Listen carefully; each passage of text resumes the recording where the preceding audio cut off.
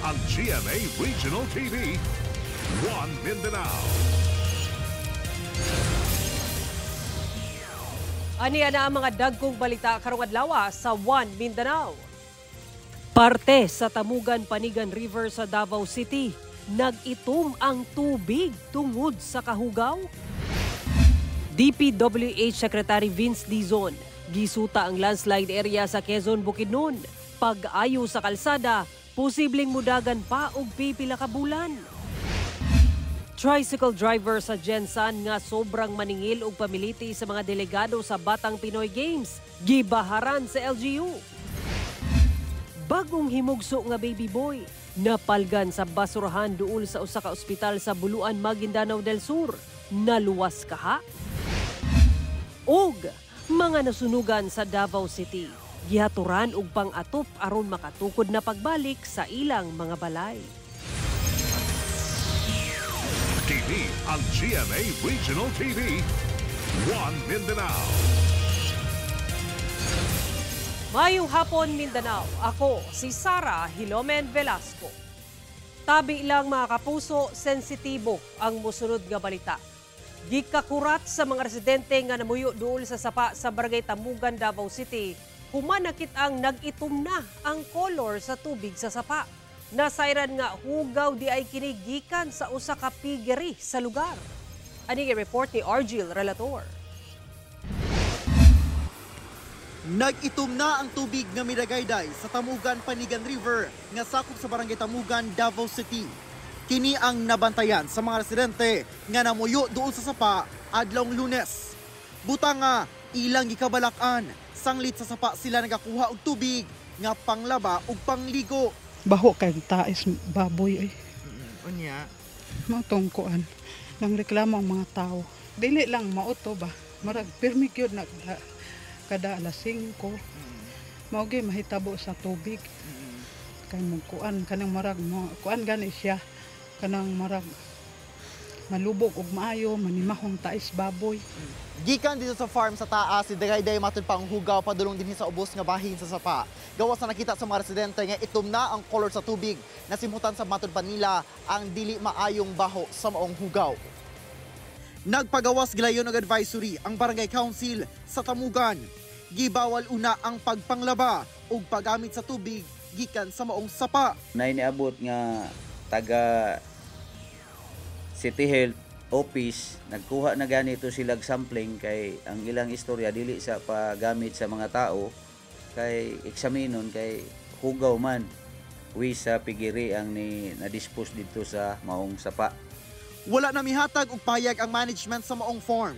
Apan sa sulat nga ilang ipadala sa Barangay Council, nakalatid nga dunay nakitang discharge sa hugaw gikan sa ilang karaan ug wala na ginagamit nga earthen lagoon o pondohanan sa hugaw. Migula matud pa sa ilang investigasyon nga nakita ang dakong crack sa karaang earthen lagoon nga may resulta sa leakage. Ginalantaw nga ang danyos resulta sa kanunay nga kusog nga ulan sa lugar ug mga nabating pagtayog ning bag-ulang. Gimanduan na matud pa ang personahe sa maong farm nga gilayon kining ayuhon aron dili na masubli pa ang hitabo. Magpahigayon sa buong inspeksyon sa maong farm ang DENR Environmental Management Bureau. Sumala sa barangay nga dili apektado ang supply sa tubig nga ginakuhaan sa bulk water supply system nga ginadistribute sa Davao City Water District. Sanglit anaa ang pasilidad sa taas nga bahin sa sapa. Kauban si Metro Awing o Jojo Solarte sa kamera. Ako si Argil Relator. One Mindanao. Atong sayro ng dugang pang mga balita sa Mindanao, makauban nato si James Paulo Yap live sa Cagayan de Oro City. James? Salamat, Sara. Usa ka bagong himugso nga baby boy ang napalgang buhi sa basurahan sa comfort room duol sa usa ka ospital sa Buluan, Maguindanao del Sur. Hinuon, inahan nga 16 anyos na ilhan human nagpatambal sa maong ospital. Ang detalye sa report ni Efren Mamak. Buhi nga napalgan sa usa ka watcher kining bagong himugso nga baby boy nga anaa sa sulod sa itom nga plastic bag nga anaa sa kilid sa usa ka comfort room duol sa Buluan District Hospital sa Buluan, Maguindanao del Sur banda 5:25 sa buntag adlawng Martes. Gilayon kining gidala sa emergency area sa maong ospital aron matagad. Ang maong bata nga wala pa naputol ang puso diyang napalgan, motimbang og 1.9 kilos. The baby boy was rescued immediately and nagawan po ng paraan upang malunasan yung bata. The moment, ginagamot po, binigyan na siya ng appropriate na management and treatment, ideal for newborn babies and exposed dito sa maraming environment kasi nga iniwan nga doon sa basurahan. Matud sa tagdumala sa maong ospital, ang inahan sa maong bata una nang midangom sa maong ospital human makasinati og sakit sa tiyan. Apan diyang gi-assess kini sa mga nurse. Kalit kuno kining nanangid nga mag-CR og wala na mibalik. Nagsabi yung mother, pwede mag-CR muna ako. So, pumasok siya sa CR, medyo mga 100 meters away from our emergency ER since we are in the evacuation center sa women's building ng Buluan. So, pag CR niya, nanganak siya sa CR, hindi namin alam na nasa medical na may nanganganak doon sa CR. Pagkapanganak niya, nilagay niya sa basurahan yung baby. Umuwi siya ng bahay. Apan wala nagdugay. Midangop balik sa maong ospital ang inahan human nakasinati og bleeding. Later, bumalik sa hospital because of bleeding. Hindi yata completed pa yung delivery. At yun naman po ay ginagawa ng ating mga doctors ng paraan upang ma-save yung buhay ng nanay. Nasuta nga ang inahan sa maong bata. Nag-edad og 16 anyos. Siya ug ang iyang anak kasamtangang ipaubos sa medical treatment. Gitagan na sab sila sa LGU pinaagi sa paghatag og assistance sama sa gatas, diaper ug ubang panginahanglanon. Gumikan sa itabo, dunay pahimangno ang Ministry of Health BARM sa mga ginikanan. The mother is allegedly single at hindi na nila alam na pregnant daw yung kanilang anak. So yan po ay isang malaking mensahe sa ating mga magulang na huwag nating hayaan at huwag nating pabayaan yung ating mga anak na to the point na hindi na natin alam ang nangyayari sa kanyang buhay. Ginasulayan pang makuha ng payag ang inahan sa mong bata ug ang kabanay ni ini. Kauban si Gary Balantay ug Bong Vicencio, Efren Mamak. 1 Mindanao. Mga kaso sa influenza-like illness sa Cagayan de Oro City na matikdan ang pagsaka sumala sa City Health Office. Gibutiag sa City Health Office sa Cagayan de Oro City ang gamay nga pagsaka sa mga kaso sa influenza-like illness sa syudad sama sa ubo, sipon ug hilanat. Sumala ni City Health Officer Dr. Rachel Dilla nga nakatala na sila og 1,455 ka mga kaso sukad January 2025 hangtod October 18, 2025. Mas taas kini og 9% kumpara sa 1,324 ka mga kaso sa January to October 18, 2024. Nag-una ang Barangay Lumbia sa dunay pinakadaghang natala nga kaso sa flu. Hinuon pagpasabot sa doktor nga dili kini angay kabalakan sanglit mamahimo kining matambalan. Malikayan sab kini pinaagi sa pagpabakuna og flu ug proper hygiene. Pag-aghat sa CHO nga pahimuslan ang mga libreng flu vaccines nga naa sa mga barangay health centers aron malikay sa maong sakit. Nagana nato ni siya sa mga senior citizen kay sa gyud ang pinaka-vulnerable, no? Ang kuan kay maski hilanat-hilanat lang na siya pero virus man good, low ang iyang resistance basin og mulala, no? That's why we are giving vaccination yearly.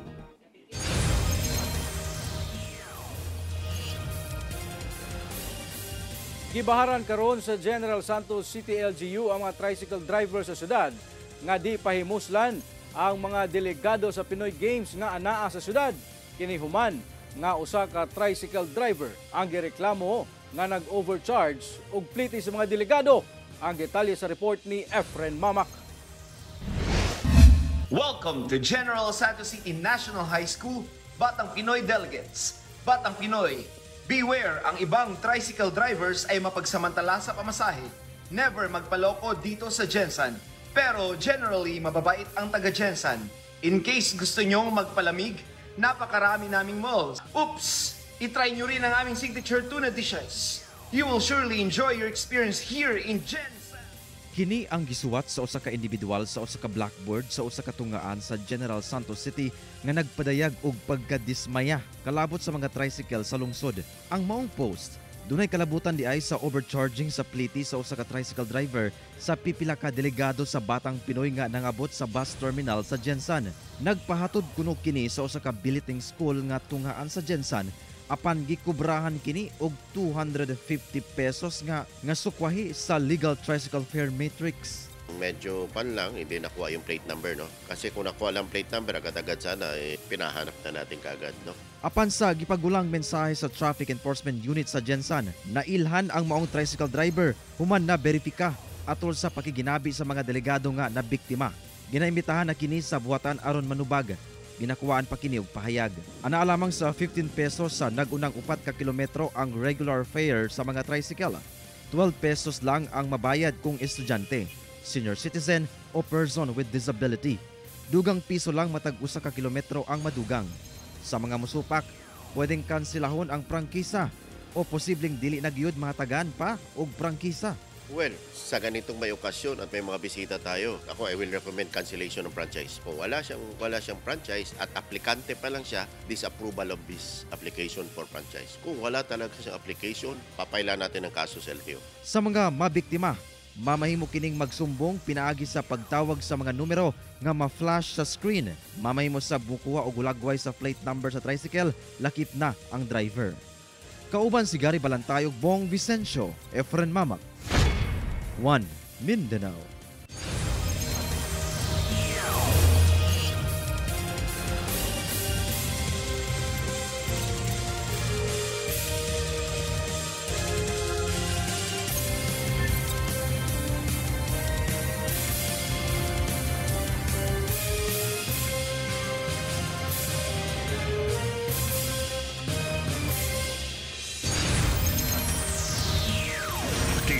Ang GMA Regional TV, 1 Mindanao.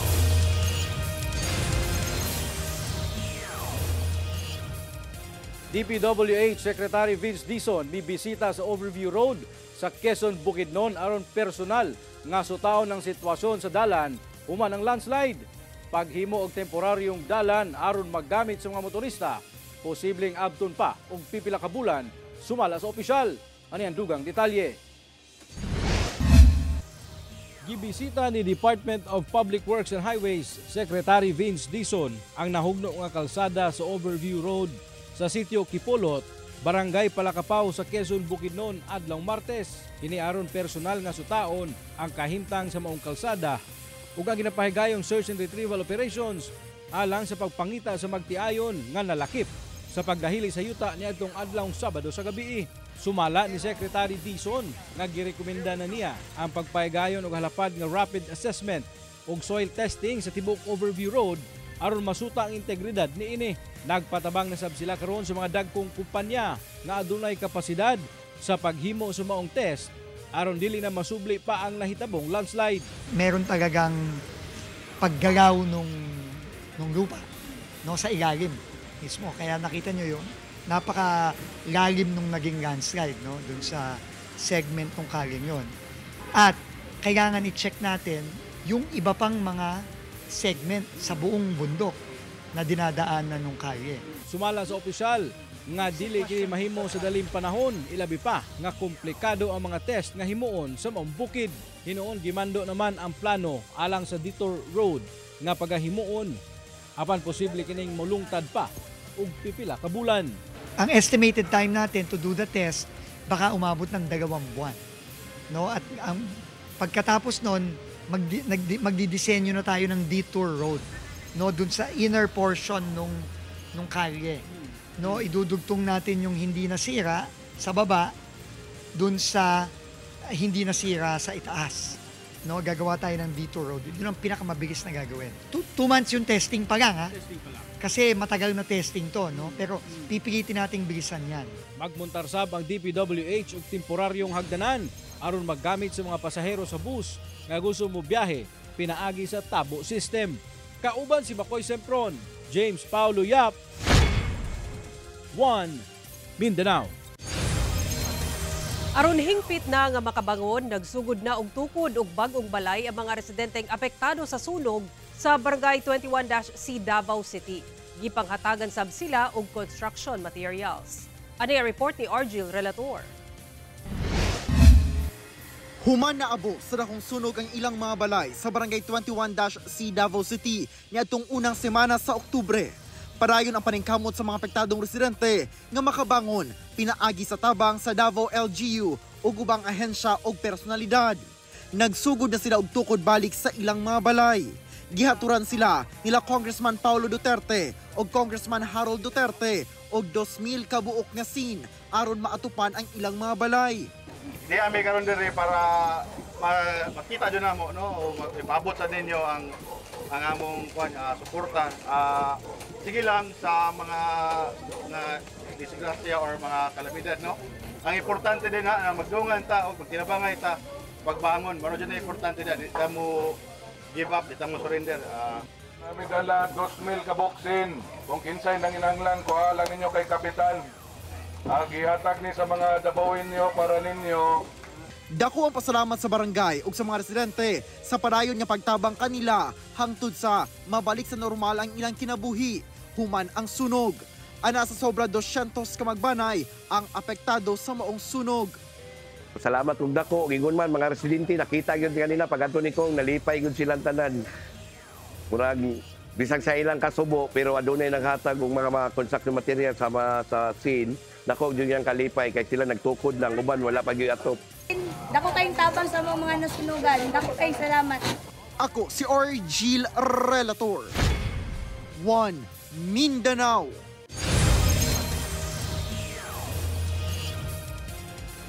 Namatikdang mingaw pa ang unang duha ka adlaw sa voter registration alang sa barangay ug sangguniang kabataan election sa Davao City. Sa pagpanubay sa GMA Super Radio Davao sa Comelec Office sa Magsaysay Park sa Davao City, namatikdang minus pa ang mga nagparehistro atol sa pagsugod sa voter registration. Sa datos sa Comelec 11, sa unang duha ka adlaw sa registration, anaa pa lang sa dulan 2,000 ang nagproseso. Kapin 415 inig gikan sa Davao del Sur, kapin 380 sa Davao de Oro, 350 sa Davao del Norte ug sa Davao City, kapin 280 sa Davao Oriental ug 43 pa lang ang nagparehistro sa Davao Occidental. Gisugdan niadtong Oktubre 20 ang voter registration ug mulungtad hangtod Mayo 18 sunod tuig. Mamahimong magparehistro sa sangguniang kabataan election sa nag-edad 15 hangtod 30 anyos. Samtang alang sa mga regular nga botante mamahimong magparehistro ang 18 anyos pataas. Gawas sa registration sa mga first-time voters, lakip sa mga ginaproseso sa buhatan ang reactivation, correction of updates sa registration records o transfers of voters registration. Gibutiyag sa Social Security System nga posible pang madugangan ang mga lugar nga mamahimong maka-avail sa calamity loan sa ilang buhatan. Sumala ni Mona Lorraine Tombo, ang Regional Communications Officer sa SSS Mindanao South 1 Division, sa pagpanubay sa GMA Super Radio Davao, ang Calamity Loan Program ginadalit alang sa mga kwalipikadong miyembro nga dunay mga panimalay nga nadanyo sa mga kalamidad o kung ang ilang lugar nagdeklara og state of calamity.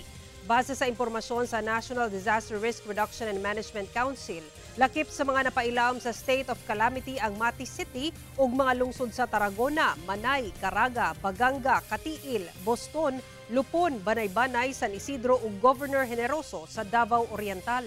Dugang ni Tombo, posible pa kining madugangan kung duna pay mga lugar nga magdeklara og state of calamity ug maila sa NDRRMC. Apan ang calamity loan gihanyag lang alang sa mga dunay address ug nagtrabaho sa lugar nga naigo sa kalamidad. Moabot sa 20,000 pesos ang mamahimong hulamon sa miyembro. Gipasalig sa SSS nga paspas ang pagproseso sa calamity loan. Ang aplikasyon sa calamity loan iproseso pinaagi sa online server sa SSS. Mga kapuso, nagsugod na ang big time pamaskong handog nga proof of purchase promo sa GMA nga mo ang Kapuso Big Time Panalo Season 4.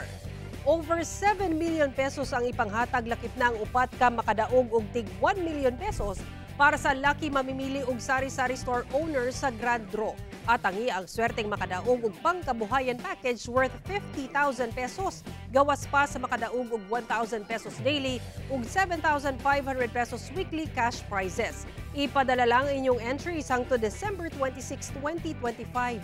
Ihulog kini sa GMA Regional TV and radio stations, participating Mercury Drug branches ug ubang outlets of Pure Gold nationwide. Ang jingle sa network promo gikanta ni The Clash 2025 big winner Jong Madaliday. Mga kapuso, magbantay sa fake news, fake Facebook accounts or scam text. Tutok lang sa GMA o mobisita sa official Facebook page ng GMA Promos para sa complete mechanics and announcements. Join na, kapuso! Nakigalaya na ang National Commission on Indigenous People Region 11 sa mga IP leaders sa riyon aron mapasidanan ang mga kaigsuunang lumad nga dili mulugsong sa downtown area sa Davao City aron mangayo og pinaskuhan. Sumala ni Joanna Lynn de Monteverde, ang provincial officer sa NCIP Davao City, sa nakuhang impormasyon sa GMA Super Radio Davao, nagpadayon ng ilang pagbisita sa mga komunidad aron ipasabot ang mga risgo sa pag-adto sa syudad o pagpangayo og mga pinaskuhan ilabi na sa kadalanan. Nakig-alayo na sa bangwatan ngadto sa lokal nga kagamhanan sa syudad, sa probinsya sa Davao del Norte ug sa Bukidnon aron ihatod sa mga komunidad ang mga hinabang ug pinaskuhan alang sa maong sektor. Pinaagi niini mabati sa sektor ang kalambuan ug kaabunda sa mga komunidad ilabi na karong Pasko. Hinuon base sa monitoring sa NCIP, menos na ang naganaog ng mga lumad sa downtown aron mayayon itandi sa mga nakalabayng tuig. TV ang GMA Regional TV, One Mindanao. Good news sa atong mga kapuso sa Davao Region. Tungod dunay bagong promo ang Kapuso Network kung asa pwede kamong makadaog og cash hangtod 10,000 pesos. Kini ang Regional Proof of Purchase promo sa GMA nga mao ang Kapuso Kashiyahan Panalo. Makita sa screen kung paunsa maka-apil sa maong promo. Mamahimong magpadala sa ilang entry sa mga kapuso sa Davao Region para sa chance nga makadaog og mga papremyo. Pwede kamong magpadala sa inyong entries hangtod November 7, 2025. Pwede ninyong ihulog ang entry sa GMA Regional Station o kaha sa piling supermarkets o groceries sa Davao. Bisitahan lang ang official Facebook pages sa GMA Promos alang sa kompletong listahan sa Dropbox locations ug sa uban pang announcements. Mga kapuso, magbantay sa fake news, fake Facebook accounts o kaha sa mga scam text.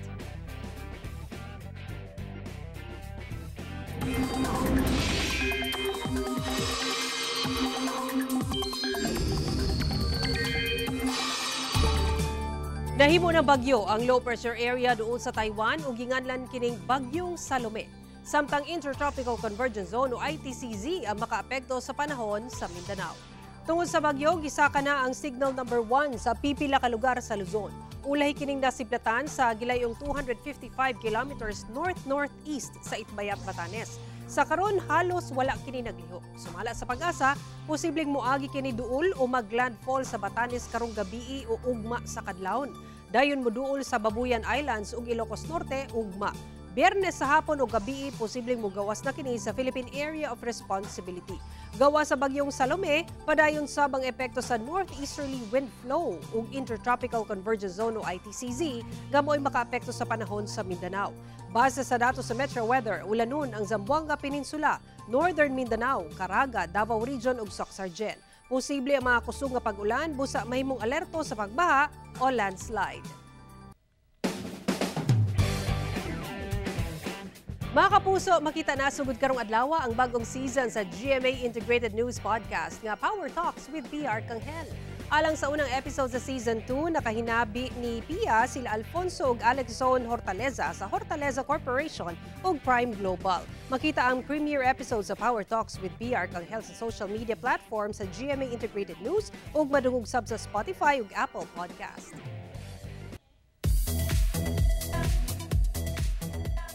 Naputos sa kasubo ang kalibutan sa Encantadia sa pagpaalam ni Hara Pirena Glyza de Castro sa episode sa Encantadia Chronicles Sangre kagabi.